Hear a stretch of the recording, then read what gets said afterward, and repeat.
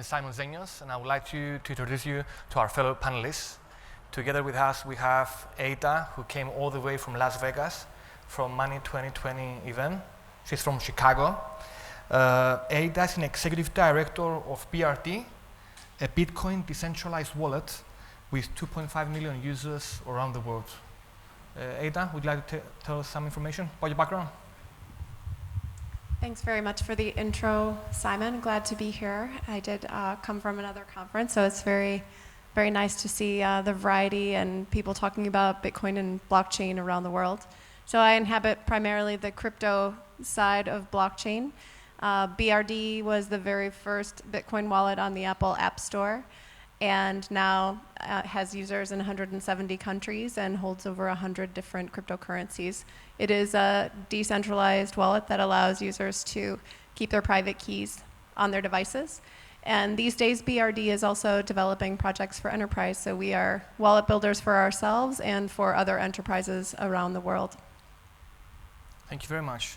Also, we have with us Agne from Lithuania. Agne, she's an expert in finance with great background. She has also an MSc degree from University of Nicosia, and she has now her own consultancy firm based in Lithuania. Would you like to add some more information? Yes. Hello, everybody. First of all, I would like to thank University of Nicosia for creating me such an opportunity. I remember 2 years ago when I started my degree, Antonis Polimitis said to me, "It's going to change your life," and it definitely did. So thank you, Nikas Semenos. Thank you so much. Thank you, Antonis. Thank you, George. Thank you, everybody, for the support. You really changed my life, and I learned immensely from you, not only professionally, but also as a person. You know, thank you so much. I think that's really Wow, that sounds too great. And also, we have together with us Jovan, who came from Malta, from the blockchain island, and it's good to have you with us. He's the head of Europe of OKCoin, one of the global leading exchange platforms all over the world. Jovan, would you like to? Thanks, Simon. Yeah, great to be here. My first time in Athens since 2013. Yeah, OKCoin is a fiat to crypto exchange. It started in 2013. We finally came to Europe last year. Our first stop was the blockchain island, as Simon said. So I really look forward to sharing some of the insights on how we're making digital assets accessible, since in fact that is our company motto. So thanks again. Thank you. Thank you very much. So about our discussion panel, the first question we can ask for you to answer to our audience, what are some blockchain or crypto projects or assets, we can say, that you prefer? So I can't really endorse a certain project for SEC reasons, but from a standpoint of the projects that I follow closely, I'm really interested in tokens that are trying to cross the barrier into driving more adoption for consumers. So on the consumer side, I'm definitely keeping a close eye on projects like Libra and Gemini Dollar and some of the stable coins that are out there that are looking to solve some of the problems, I guess, with volatility and provide different access to institutional investors and different communities around the world. As far as on the platform side of things, I'm definitely following projects like Hedera Hashgraph and their HBAR token, as well as R3 Corda and the Hyperledger family of products. I think all of them are doing a good job of allowing innovation labs around the world to try different projects, get proof of concepts out faster. And then one that's near and dear to my heart is Blockset as well, which is another platform and wallet building application that was just released. Thank you. What's your opinion? What's your perspective? Well, first of all, definitely Bitcoin. I think this is the only open source, the true cryptocurrency, and 100% Bitcoin. From technical point of view, I do like Monero just because of the technicalities, and you know, eventually we have to have an adoption of this crypto, and what we have is potentially not going to be a totally cryptocurrency, but you know, just to answer your question straight, Bitcoin and number 2 Monero for me. Monero, yeah. Unlimited, yeah. Oh, wow. Nice. What about you, Jovan? I think similar to Ada, I cannot really take a stand on my favorite crypto project as an exchange, but on a business level, we do constantly look at the industry and we see what people are building. And as the industry is getting more matured, and there's appearance of better and better business models out there. On a personal side, I'm also with Ada. I think projects like HBAR are really, really interesting. Then we have the DAI project as well. So it's exciting to see what people are going to be building. So we don't like to pick favorites as long as people are committing resources, knowledge, and energy in building things that will ultimately have good use cases. So nice. I guess that was a vague answer, but very diplomatic answer. Yeah, yes. Nice. Since we are in the technology track, all of us here, and you have also the two of you, especially you have the exchange background. What do you believe will be the assets that will be most useful in the next 5 years, or even 10 years? Ada, would you like to take the answer?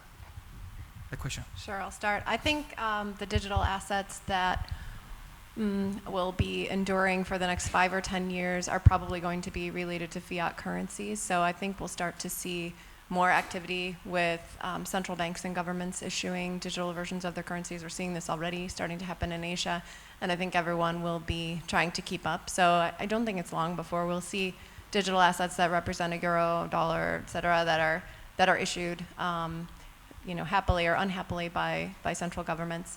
I don't think Bitcoin is going anywhere. I can't, it's like if you just look at sheer market capitalization and the amount of value that is in some of these currencies, I think the value of Bitcoin will hold and continue to grow. Ethereum as well is very widely used as a platform, and so I think those they're kind of the 1-2 punch if you look at any of the indices that track cryptocurrencies, and I think they will endure. Wow, thank you very much. What do you think? Okay. Yeah, I think Bitcoin and Ethereum, as Ada said, have proven that they are resistant to legal scrutiny and regulatory scrutiny, and they are maturing and growing in the sense of user acceptance. Hopefully, in the near future, they will also grow in the sense of wider acceptability from smaller businesses or larger businesses even.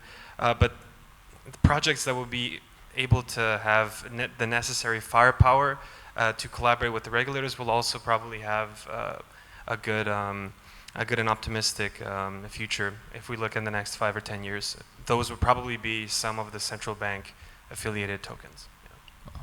I think also it's possible that the 10 years from now, the top digitized assets, we haven't seen them yet. So in addition to the central governments, but I think the tokenization of real assets like real estate and securitized funds and things like that, where there's a token tied to a physical asset, will probably also be fairly durable in the marketplace. Thank you. What do you think about this, Agne? From a finance background. Please rephrase the question again. Sure. What digital assets you believe that they will survive in the next 5-10 years? They will be more usable. If you want, also you can answer decentralized projects, centralized. To be frank, I think like we used to use cash, and now we use credit cards. So everything will be digitalized. Your ownership rights will be digitalized. Money will be digitalized. As Adam mentioned, real estate will be. To be honest, we're going to the digital world, and we won't avoid it. And as Ada said correctly, probably we didn't see the majority of the assets that will be in the next 10 years. I am 99%, if not 100% sure that there will be a government-issued central digital currencies, potentially some international currencies that are backed by a basket of currencies, and everything will be digital. Music is digital, everything is digital, so let's get ready for that. Yeah. Since you've raised this issue about national and international currencies, what do you guys as experts believe? All over the internet they say about America coin, European coin. Do they think they have a chance? What's your opinion? I have to respectfully dodge this question. Okay. I prefer not to take a stance in terms of whether this government or that government has an edge over the other in terms of competitiveness and readiness. But as long as it fosters technological advancement and innovation, I applaud that. So. Okay. I don't have a prediction on whether they can do it or will do it, but I think that when you see digital assets that are pegged to fiat currencies and they have an advantage, so when they have an advantage for a business, they're reducing friction, reducing cost, reducing forex risk for businesses, and I think they will get implemented and they will get used if there's an advantage. Okay. What about you, Agne? You can speak more openly, more freely. Yes. Do you have an opinion about that? Do you believe a certain cryptocurrency, maybe Ripple, is the America coin? Well, I will be brave and I will make a prediction. I think it will be a basket of currencies that is international, yeah. Wow. Like a digital currency pegged to a basket of currencies, but it's just a speculation, but let me be brave and see that, yeah. Do you want to do midpoint questions? Sure. Perhaps now we can ask the audience if they have any question in relation to what we're discussing. Yes, sir. Do we have a mic for the gentleman? Because we have a lot of people here, so we can't hear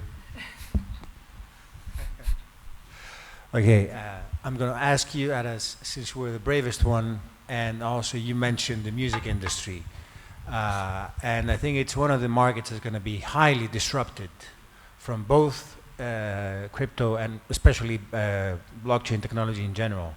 What do you think or assume or know that CMOs, collective management organizations, are going to react to introduction of blockchain technology and the decentralization of ownership of content and management and protection of content, which is frankly mutually exclusive to the existence itself of CMOs? Complex question. Let me try to break it down. There were already projects, as you know, to do music and digital rights of music ownership and blockchain. I will try to speculate. I think we need leaders as in everywhere. Somebody needs to pave the way, Somebody needs to show, because the opportunities are there, and we know that the musicians and the artists, they have been pretty much abused by the companies. I think that one leader will show us the way, and then the rest will follow. But the opportunity is already there, and yeah. What's your business idea right there? I'm working on it. I am working on it. It's a huge opportunity as a sector. Thank you. George?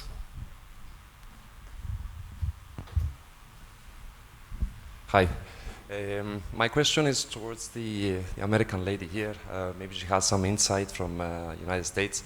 Recently, China announced that they're going forward with their digital currency electronic payment system. Do you think that the new, let's say, currency wars has to do with, it's a new blockchain war or a new blockchain development war? Will this have a positive impact when it comes to the development of these technologies in the United States and the approval from the government when it comes to these new technologies? Well, Americans like to compete. Yes, that is true. Do you think that there will gonna be a Fed dollar maybe in conjunction with the DCEP of China anytime soon? It's an interesting question, because not just the fact that it's happening, but the way it's being communicated in the American media is definitely somebody looking for a competition. It's being kind of, the gauntlet has been thrown down, I think, to say, well, we can get our act together and launch a digital currency before you. I think, ironically, actually the exciting thing about this idea is that the more digital currencies, the better, because then someone will make them interoperable.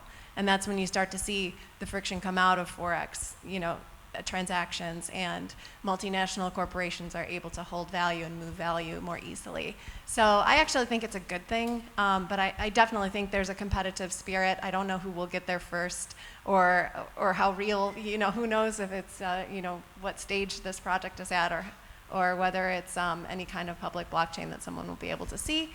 But frankly, I'm encouraged You know, I like to see larger, you know, I like to say, like, someone's got to pay the engineers.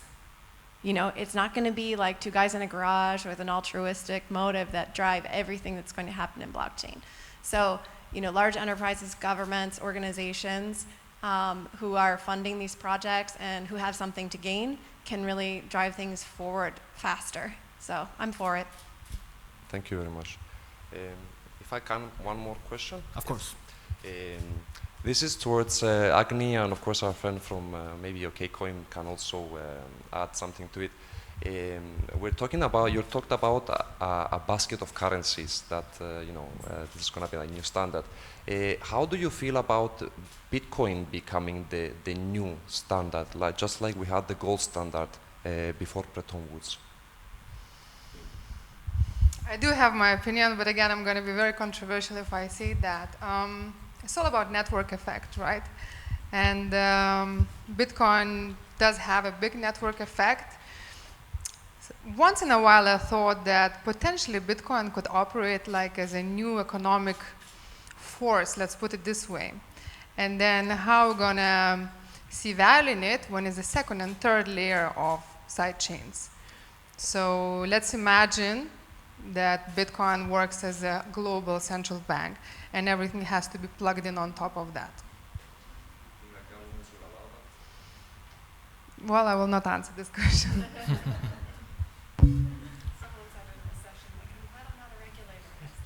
I mean, government aside, I think from a technological perspective, don't see it as an impossible scenario. I mean, Bitcoin came a really, really long way in its, 11-year history. It was his birthday yesterday, I think. So it went from being first of all, it went from being popular among cyberpunks, people that were on computers all the time and they were spreading this information. Then it became, then it got this negative connotation where it's used for money laundering or it's used for illicit activities. And now we have a situation where governments are openly and on a frequent basis discussing about Bitcoin, discussing about its technology. The concept blockchain emerged from being the backbone of Bitcoin. So I laugh when people are talking about blockchain without mentioning Bitcoin as in the same sentence. So it came a long way, and from a technological point of view, it's not an impossible scenario. So I think of it more as a marathon versus a race, versus a sprint.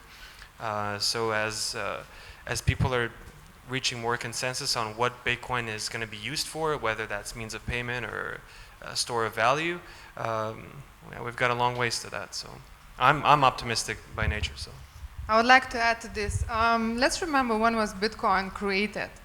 It was the financial crisis when the Bear Stearns and Lehman Brothers collapsed. And whatever version of this we will have, it showed that we do not need a centralized institution for a system like this to operate. It basically showed that open source system can operate and we can exchange the data peer-to-peer. Data can be money, can be property rights, can be anything. But when was it done? 2008. Yes, sir. Okay. Thank you. Thank you all for being here. I like the way United States commercialize research. I think they're very unique in doing that. I always think of Bitcoin as the American project, and I support it. On the other hand, we have several other projects from Europe. There's some discrepancies in the system, like, let's say, for me it's kind of weird that the SEC is still supporting Tether, yeah? And this goes to all the wallets that support Tether. You don't have to comment on this, but if you could comment, I would like to hear your opinion, especially from the. Yeah. But also one last question. What's the next bundle of products that you see being commercialized on blockchain? Thank you for. Sure. So I'll take. The question on Tether. It's a shame that the word stablecoin, right? We coined this idea of a pegged currency, but I really think about stablecoins in two categories. And so all stablecoins are pegged to something right there, the value of €1 or $1, et cetera. But some stablecoins have a reserve, a guaranteed reserve, and they're at regulated entities, and some don't. And so even though something is pegged to $1, it may not be backed by $1. And so I wish that there was a term for, like a reserve stablecoin or something. In my mind, I think of a stablecoin as having a reserve, but that's not true. Not all of them do. A lot of them don't. So I think it is, it's tricky. I mean, you can only put your money, I think, in projects that you trust. And there's definitely a kind of a blurry line for me between stablecoins that are, it's like, well, if someone's going to take my money and then give me a representation of that money, I have an expectation that I could get it back, and that if everyone all at once wanted their money back, that they could get it on a stable coin. And with Tether, that's probably not the case. Yeah, but the US dollar is also not backed by gold since 1971, and people don't seem to have an issue with that. So. That's all the political stuff I'll say for today. No, the question was related to the wallets. The question was related to the wallets supporting Tether. I mean, because wallets at the end they make a decision which products to support. So you're supporting Tether. We don't. Yeah. Okay. So BRD doesn't support Tether. Okay. And the last part of the question was which category of products do you see like being commercialized now in the cryptocurrency and the blockchain Right. industry? It's interesting you asked that question because when the conference that I just attended earlier this week, there was a lot of conversation about commercialization of blockchain projects, and someone said, which I agree with, that there's a absolute myriad of infrastructure plays right now. There are a lot of companies trying to commercialize the infrastructure, but the actual what gets built on it, it's still coming.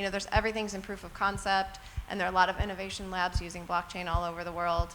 I think the best use cases for blockchain right now, the things that I see where it's really happening, are IoT, supply chain management and document management, attestations and certifications, and then data sharing between enterprises at in telecom and things like that. I've seen a lot of examples, and these aren't, you say they're commercialized. They're making money and saving time and money and effort for companies, but they're not something that a consumer can buy necessarily yet. So right now, the only consumer touch point for blockchain really is crypto today. Yeah, I completely agree on this. And to your Tether reference, for example, we have Tether on the exchange. This is simply because we don't feel that it's right for us to make decisions what is deemed right or wrong. We leave it to the users. At the end of the day, we're a platform that provides an easy access for people that want to buy cryptocurrencies, right? And if you look at Tether specifically, a lot of people actually use it to transfer value quickly, avoiding a lot of intermediaries. So it does have these properties that efficiently transfers value from A to B. Yeah, that's all I wanted to add. Perfect. We can now continue with another 2 questions to the panelists, and then we can ask you again if you have any questions to add up. Since our panel discussion is about making digital assets accessible to the whole world, Mark Zuckerberg promised a lot of things with the internet, that he will give internet to the whole world. He also made a lot of promises with Libra. Are you brave enough to answer this question? The question is, what's our take on it? Will Mark provide with the Libra coin? What do you believe about it? I'm very pro Libra. I think it's an ambitious project, and personally, I live between countries and currencies all the time, and have assets in different currencies. So for me, I think it's a really cool idea to have a cryptocurrency that's pegged to a basket of fiat currencies. So kind of it's like a currency ETF in a way, but then it could be spendable. So I like the idea of Libra. I think that Mark Zuckerberg is kind of he's kind of like taking the machete into the jungle for a lot of projects. You know, he's at the forefront, like you know, he's taking all the heat from regulators because Facebook is kind of a lightning rod for regulatory scrutiny, the company. Even though they're just one of a consortium of companies in the Libra Association, they're just the highest profile, I think. So I'm for the project, absolutely. I think it would be really amazing, and they do have a mandate to have not just the Facebook wallet, which is called Calibra, but to have all kinds of wallets support Libra at launch. BRD will support Libra, and it's a decentralized wallet that anyone can use. So wallets like BRD, and there are others, will help if things go, you know, get done the way they are supposed to get done. It will help more people in the world get access to cryptocurrency and be able to address some of the issues of the unbanked populations of the world too. I think there are, like, I've read 1.7 to 1.8 billion unbanked people in the world who don't have access to anything other than cash. And so for that, I think it could be a very unique application.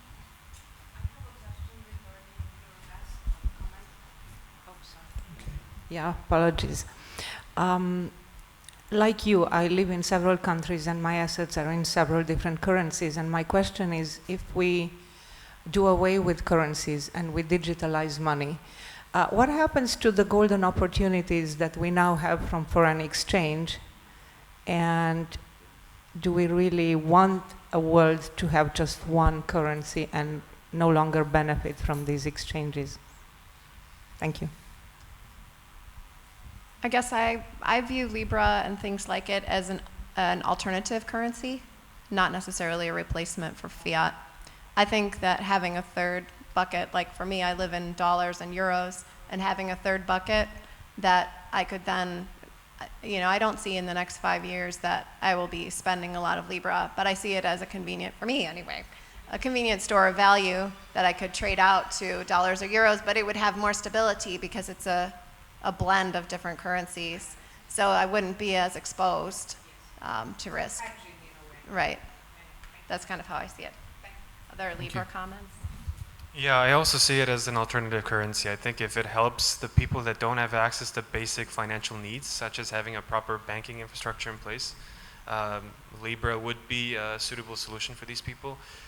For the folks that are in the more developed world, you know, having a choice is always nice. And other currencies give you different options, so it's always good to have a tool that empowers the people that need that. So I also applaud the efforts of the Libra project in that sense. Yeah. Thank you. Agne, would you like to add some more information about it? I think Ada was really, you know, answered a very good question. I will just say one thing: data is the new oil. Right. And who has the data?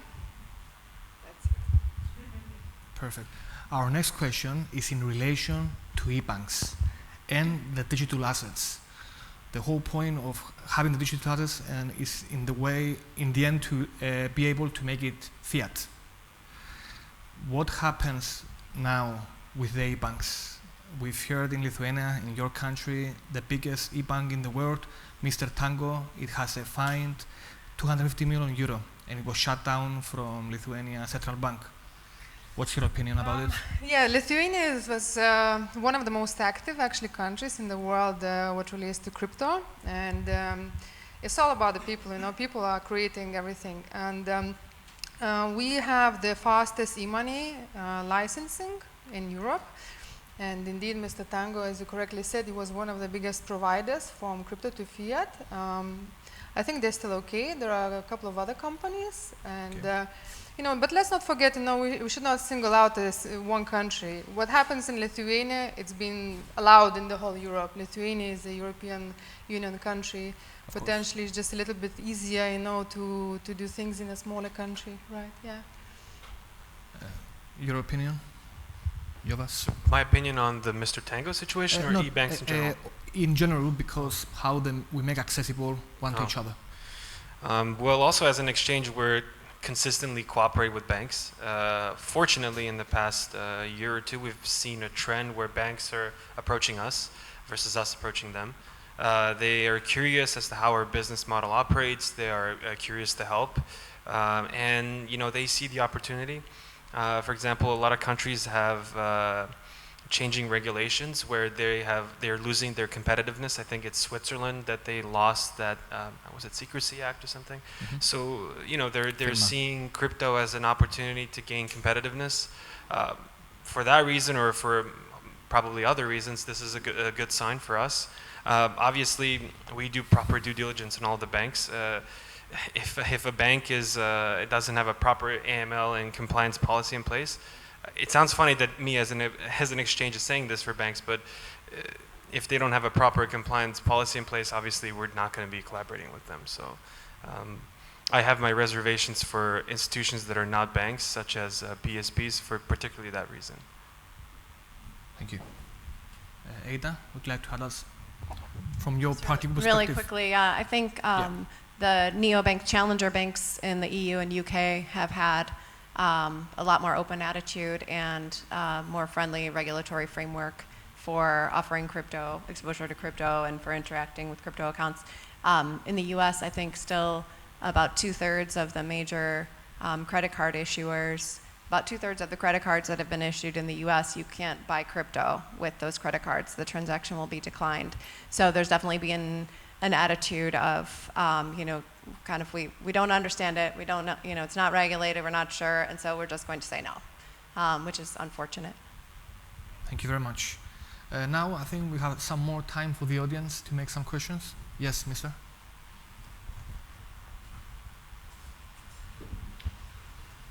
How do you see digital payments evolving in emerging markets like Africa? I'm really excited about this this area because of if you follow this market, because of cash shortages and lack of banking in Africa, and facilitated by the ability to hold value on your mobile phone in the form of credits, which is a typical kind of way of spending in Africa. There are a number of really great companies that are transforming the landscape. I'm definitely following BitPesa, which is now called Aza. I think Stellar has a wallet called Pogo that they're launching or have launched that's designed to do a similar thing, and they're looking at Latin American countries as well as I think they have an outpost in Nigeria. So I mean, I think it is transformative work. It's very needed, and it's one of the examples of a use of cryptocurrency and blockchain that has real value. And what I love about it is that it solves a problem and it allows people to do something that they simply couldn't do before in terms of moving value from country to country. I mean, I use, maybe all of you use services like TransferWise and like these really established services all the time, but I didn't know that TransferWise doesn't serve Africa. I mean, last time I checked.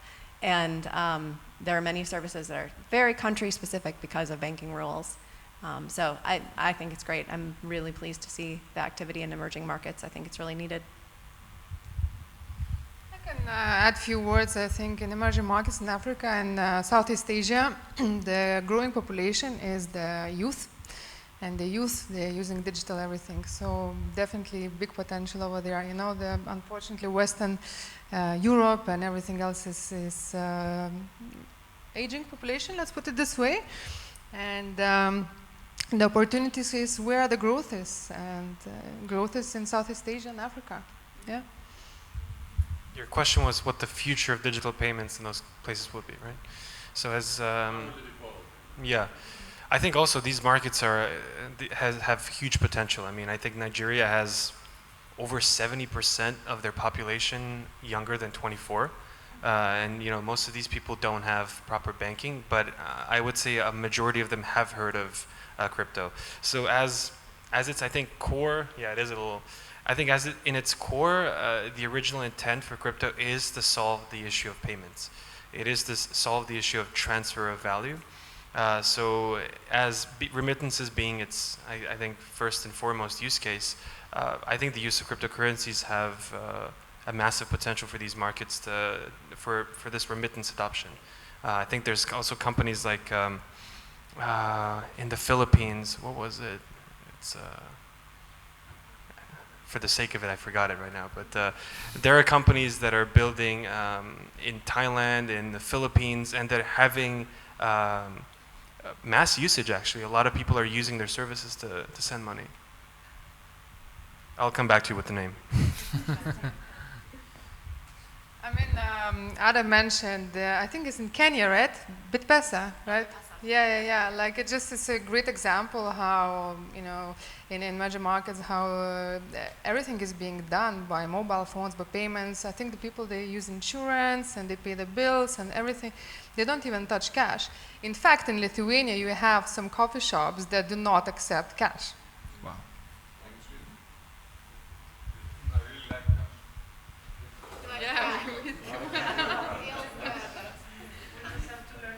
Sorry, but what are you doing here if you like cash?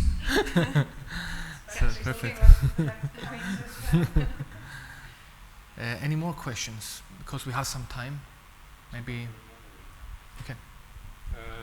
So technologically, we relatively sorted in terms of, let's say you get some fiat on-ramps, and then you're in your wallet and you can swap between currencies, and possibly in time you won't care whether it's fractional ownership of something.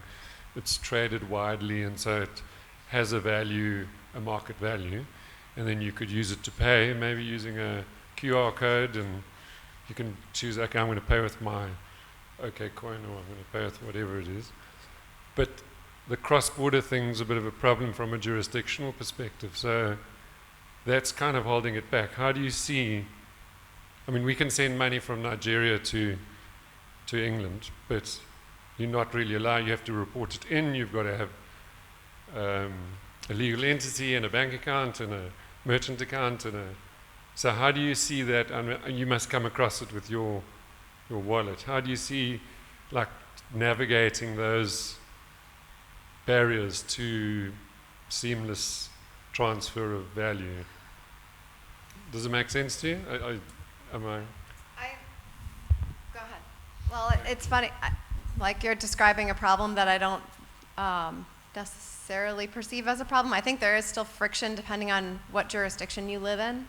But at the end of the day, where you live, you follow the rules.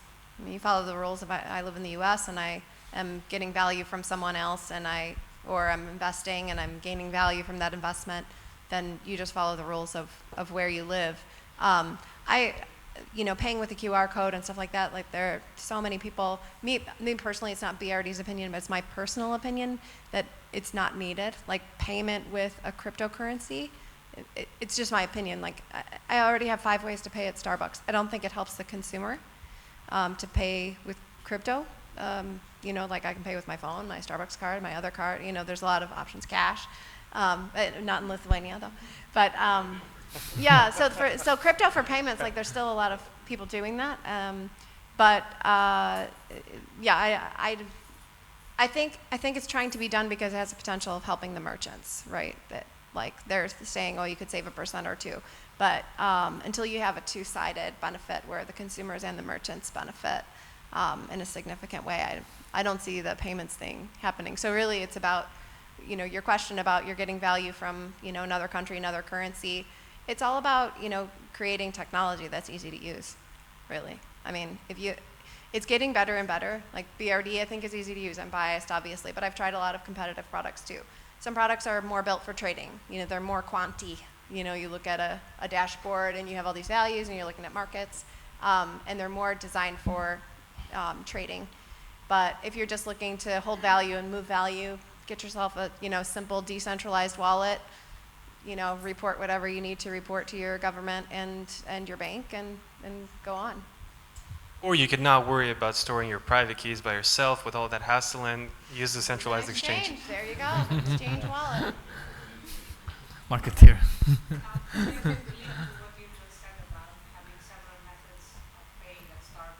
Right. Yesterday we were talking a lot about regulation, and my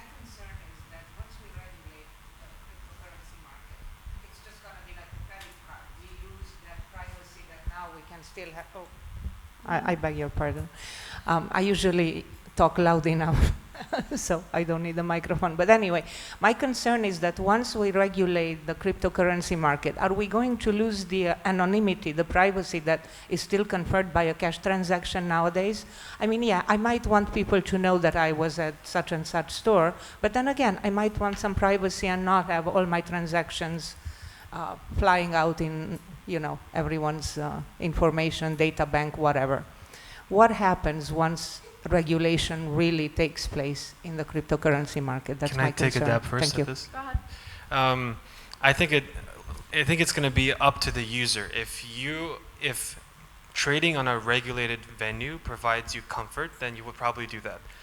If you want to preserve a sense of privacy, if you feel like you want to be outside of that scope, you can always go to localbitcoins.com. I don't think there's any way that a regulatory agency could track you placing an order with somebody that's outside of a platform. I mean, you could always meet somebody and conduct a transaction outside of any trading venues. So I don't think that there's any feasible way for the regulators to tackle that problem.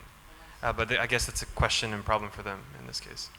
Yeah, well put. I agree. If you want to find a private channel, you can probably find it.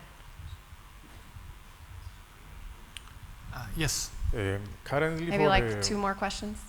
It's getting red here, yeah. That wants to issue a utility token. What properties that the utility token should have in order to not be characterized as a masked security, and in order not to cross any line to face any legal issues? Check out Howey test. The Howey test.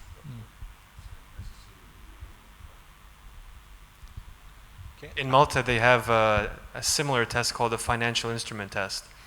So you would take your project, answer a couple of questions, and see if that project exhibits properties of a security or electronic money or what have you. So I think you'll find more answers there. Yeah. Like another one question. Okay, yes. You talked about e-banks before. However, I mean, isn't I would say the potential of blockchain abolishing banks in a way? I mean, I would like to have your view about so-called central banks issuing a central bank coin like digital euro or other currencies. Thank you. Happy to answer the question. First of all, ECB and IMF and BIS, they were publishing reports already, I don't know, 10 years ago about central bank-backed currencies. And a couple of weeks ago, I had a presentation from one of the guys from ECB, and they're working on it. I mean, they are.